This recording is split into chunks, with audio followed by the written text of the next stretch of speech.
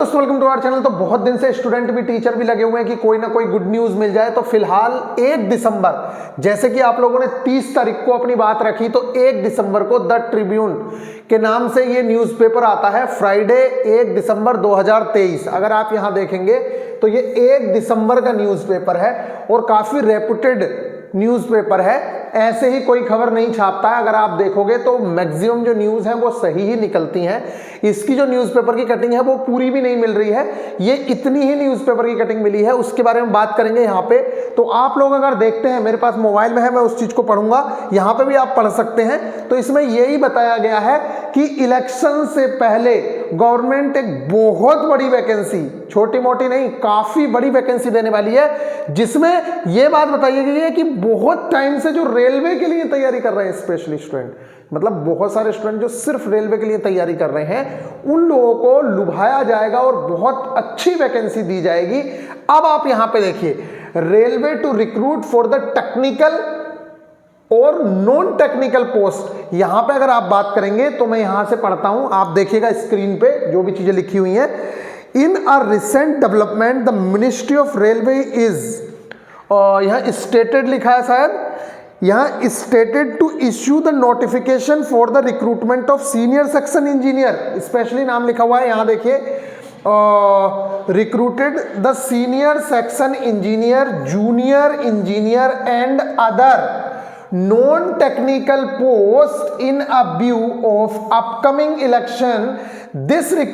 This यहाँ पे थोड़ा सा क्लियर नहीं हो रहा है, दिस रिक्रूटमेंट में prove to be a step to benefit youths who have been preparing for the railway exams for past many years, जो पिछले कई सालों से सिर्फ और सिर्फ रेलवे की तैयारी कर रहे हैं, उस यूथ को ध्यान में रखते हुए ये जो बड़ी वैकेंसी है आप लोगों के सामने आएगी। अब बात करते हैं कि क्या फिर से ये बकवास तो नहीं हो रही है। तो देखिए, ये तो मैं आप लोगों को पहले बता दूं, एक बार नहीं आपसे 1000 बार कहा है कि वैकेंसी तो आनी है, 100% आनी है।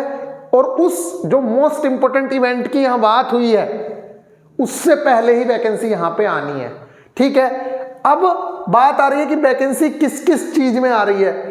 देखो, अभी आपने देखा कि लोको पायलट वाली घटना, कितनी सारी घटनाएं हो रखी हैं, कितना चर्चा में चल रहा है।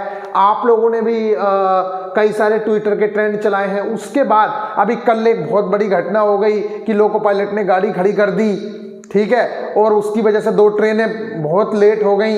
इस तरीके की जो प्रॉब्लम्स हैं वो सब गवर्नमेंट के सामने भी जा रही हैं, सबको पता चल रहा है कि क्या इश्यू है क्या नहीं है। और उसमें अभी एक ललन टॉप की वीडियो देख रहे थे, उसने भी, ललन टॉप ने डायरेक्ट बात की है, तो उसमें भी यही निकल के आ रहा है कि रिक्रूटमेंट ही एकमात्र साधन है जिससे सारी समस्याओं से बचा जा सकता है। तो रिक्रूटमेंट जो है काफी बड़ी संख्या में आने की उम्मीदें हैं, क्योंकि आप ये लगा लीजिए 2019 के बाद से जितनी भी पोस्ट वैकेंट हुई हैं, देखिए 2019 तक भी कुछ पोस्ट खाली पड़ी थी, आप देख रहे थे 2020 में भी खाली थी, 21 में भी खाली थी, अब 23 भी खत्म हो गया है। तो आप समझ सकते हैं कि कितनी वैकेंसीज इन 5 सालों में आई होंगी।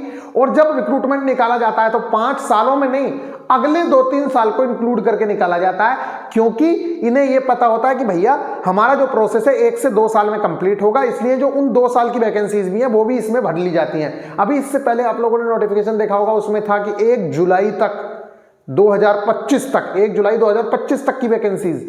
तो आप समझ सकते हैं कि वैकेंसी जो है यहां तक जो खाली हैं वो तो हैं ही, इससे आगे के 2-3 साल की वैकेंसीज को इंक्लूड करके तब आपका नोटिफिकेशन आएगा। और उम्मीद यह है कि अभी 1 जुलाई 2025 तक की बात हो रही है, हो सकता है 2026 तक की वैकेंसीज भी इसके अंदर इंक्लूड कर दी जाए और वो नोटिफिकेशन आए काफी बड़ी संख्या में वैकेंसीज के साथ, जिसमें मैं आप लोगों को बता दूं ग्रुप डी की वैकेंसी आने की भी पूरी संभावनाएं हैं। एएलपी तो आना ही आना है, और जेई और सीनियर सेक्शन इंजीनियर की तो ये न्यूज़पेपर ही बात कर रहा है। तो और आरपीएफ की रेलवे ने बात कर दी है। अब आप देख रहे हो, आरपीएफ की रेलवे खुद बात कर रहा है। और अभी आप लोगों ने पीछे न्यूज देखी होगी, जेई सीनियर सेक्शन इंजीनियर की बात द ट्रिब्यून से किसी अधिकारी ने कही है। ALP की आनी ही आनी है, क्योंकि सबसे पहली वैकेंसी वही है और उसी की वजह से ज्यादातर इश्यू हो रहे हैं। और ग्रुप डी के बिना बड़ी संख्या में वैकेंसी निकल ही नहीं सकती, क्योंकि सबसे बड़ी संख्या में वैकेंसी ग्रुप डी की ही निकलती है।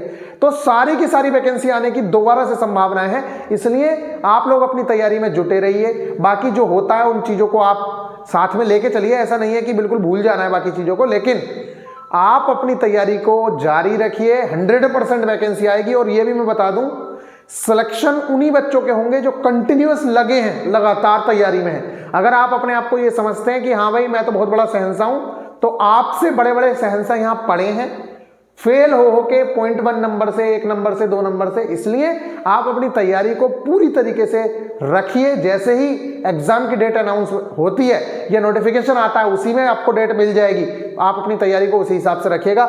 मिलेंगे फिर नेक्स्ट वीडियो में, ख्याल रखिएगा। लेकिन वैकेंसी आना तय है, वैकेंसी जरूर से जरूर आएगी। आएगी कब? तो उम्मीद है देखो जनवरी फरवरी के आसपास वैकेंसी देखने को मिले।